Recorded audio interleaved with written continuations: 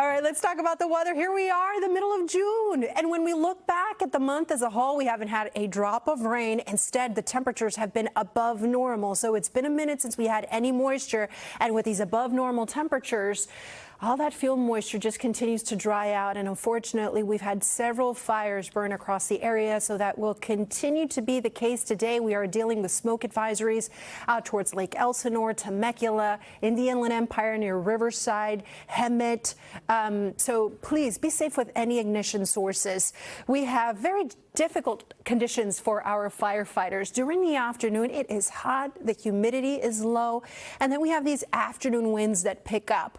The temperatures this afternoon are going to feel like summer already, upper 80s for the valleys, the Inland Empire, some spots in the 90s. The farther away you go, the hotter it gets. Look at the deserts, 99, and triple digits in Victorville. Our mountain friends will have temperatures around 79 degrees. Now, in the mountains, you got to keep an eye to the sky. Here's what's happening. A bit of June gloom at the coast, then we'll get to the sunshine. Now, here we are at noon. At that time, you look off towards the mountains, you may see some billowing clouds.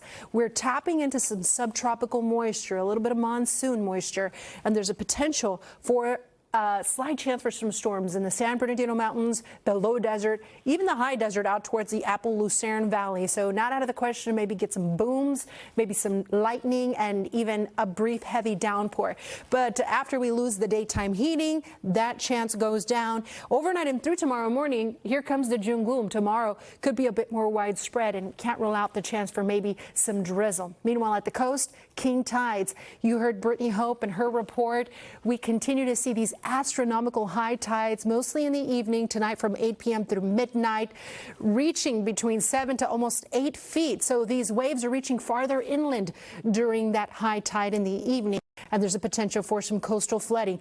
Add to that these long period swells that are increasing the risk for rip currents. 3 to 6 feet for SoCal beaches, sets up to 7 feet. The biggest impacts are for south-facing beaches, places like Malibu, Long Beach, Huntington.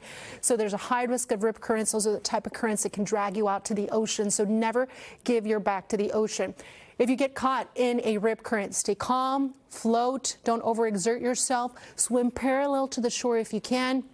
And if you're not able to, then just wave for help if needed and find yourself somewhere close to the lifeguard station, somewhere where there is an occupied lifeguard station. Now let's talk about the weather in the coming days. The temperatures are coming down after today and this weekend. We're going to have highs in the 70s for Father's Day weekend. At the coast, the June gloom is going to expand each morning, and we will have 60s by this weekend. The valleys, the Inland Empire, 80s and 90s today, and then every single day we shave off a degree or two by the time we get to this weekend. We've got 70s and low 80s, so more comfortable and seasonal for this time of year. In the deserts, it's already feeling like summer, and it is gusty during the afternoon. This weekend, 80s and low 100s. And finally, in the mountains, 70s today, almost 80 degrees. But by the time we get to the weekend, the temperatures are going to be in the low 70s.